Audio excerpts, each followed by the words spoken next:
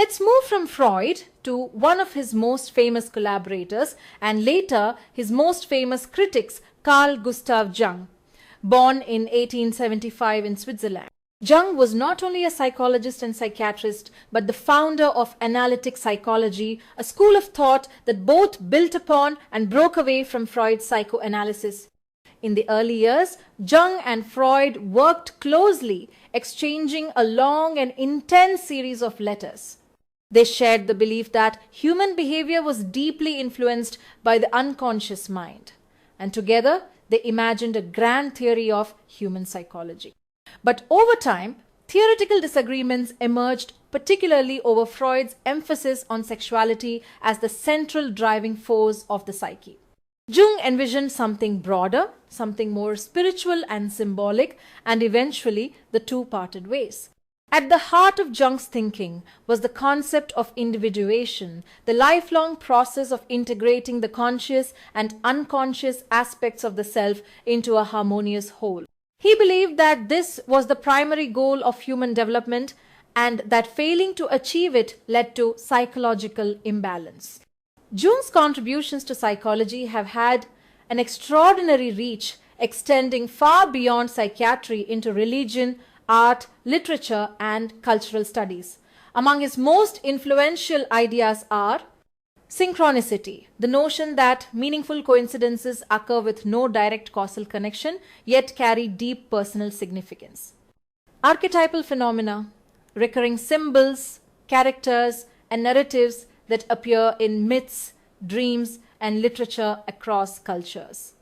The collective unconscious, a universal layer of the unconscious mind shared by all humans containing these archetypes. The psychological complex, those emotionally charged clusters of ideas, memories, and associations that can dominate behavior. And the personality types of extroversion and introversion, which have since become staples of modern personality theory. For students of literature, Jung's work is invaluable. His archetypes explain why the hero's journey, the wise old mentor, the shadow, and the rebirth motif recur across centuries of storytelling. His theories offer a bridge between psychology and the humanities, showing how the symbols we see in myths and novels are not just inventions, but expressions of a shared human psyche. Now, let's step deeper into the mind, not just your mind, not mine, but the mind we all share, what Carl Jung called the collective unconscious. This is not the personal unconscious which stores your private, repressed memories and forgotten experiences. No, this is far older, far deeper. The collective unconscious is a universal psychic layer, an inherited mental blueprint shared by all human beings. It's not something you learn, it's something you are born with. Jung described it as a kind of primordial architecture of the brain, a built-in system of instincts, images, and symbolic patterns that shape the way you perceive the world before you even take your first breath. It doesn't store memories in the way you remember your first day at school. Instead, it holds archetypes, universal forms, symbols, and story patterns that appear in every culture, in every age, in myths, dreams, and religious rituals. They are the timeless story templates humanity keeps returning to, whether we're watching an ancient epic or a modern Netflix series. So what exactly is an archetype? Jung saw it as a universal motif, a psychic blueprint embedded in the collective unconscious that represents fundamental patterns of human experience. They're partly born from our evolutionary history, rooted in hereditary physiology, and they pre-exist any personal life event. Think of the hero, venturing into danger to restore balance. The mother, symbol of nurture and creation. The trickster, the disruptor who shakes the system. Or the shadow, the darker, hidden side of ourselves we often refuse to face. These archetypes are not bound by time or place. They turn up in African folk tales, in Greek tragedies, in Indian epics, in Shakespeare, in Hollywood blockbusters. They unite us across cultures, whispering the same psychological truths in different cultural languages.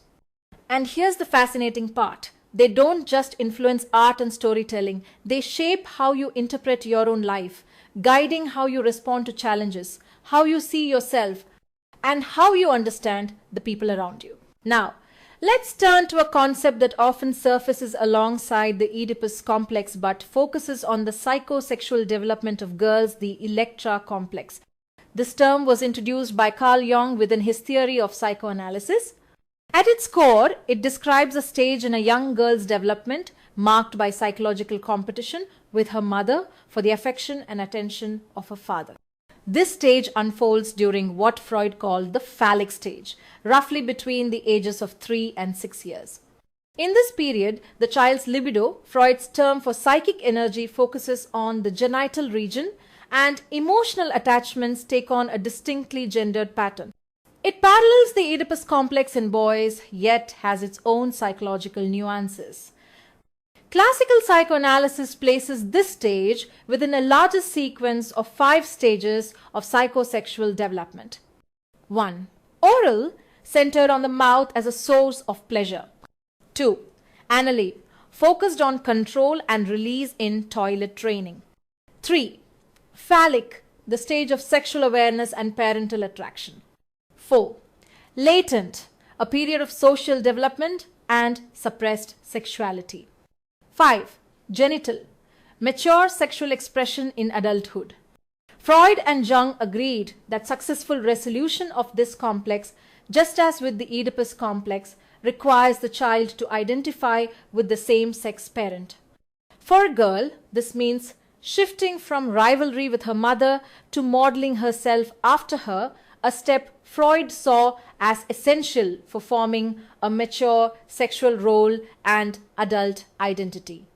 However, Freud famously diverged from Jung's framing. He insisted that boys and girls navigate this stage differently. Boys through castration anxiety and girls through penis envy, a controversial term today, but central to Freud's model.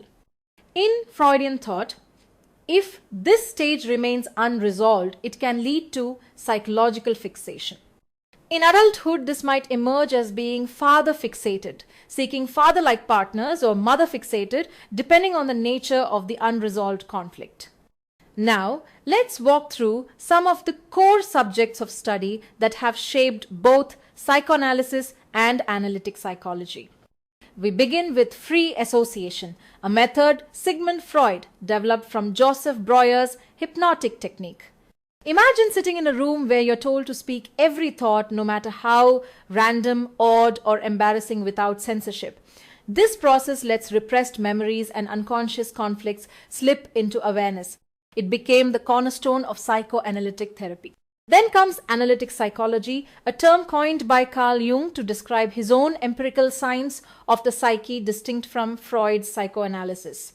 Jung's research, compiled in his monumental collected works, offers a broader map of the human mind. Within Jung's framework, we meet the anima and animus. Think of these as inner opposites. The anima is the feminine side within a man, and the animus is the masculine side within a woman. They act as bridges to the unconscious, shaping how we relate to others. This leads us into the idea of the archetype, those universal, recurring mental images or patterns you find in myths, legends, art, and dreams. They guide human behavior across time and culture.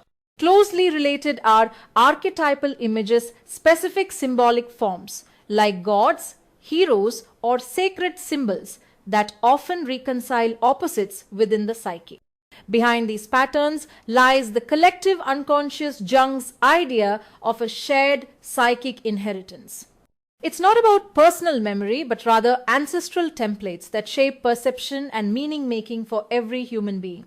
Now, sometimes our unconscious forms complexes, clusters of emotionally charged ideas and memories that influence behavior without our awareness. These often stem from repressed experiences and can drive our reactions in ways we don't fully understand. When it comes to personality, Jung identified two orientations: extraversion, which directs energy outward toward people and activity, and introversion, which turns inward toward thoughts and feelings. He also mapped the individuation process, the lifelong journey of integrating the conscious and unconscious, ultimately reaching psychological wholeness. Along the way, we all wear a persona, the social mask we adopt to meet the demands of society. Jung also defined psychological types, combining the functions thinking, feeling, sensation, and intuition with introverted or extroverted attitudes. In the shadows of the psyche lies, well, the shadow itself, those hidden, often darker traits we repress. Personal growth demands we face and integrate this shadow. Opposite it stands the self, the central archetype representing unity and completion, often symbolized by the intricate symmetry of a mandala.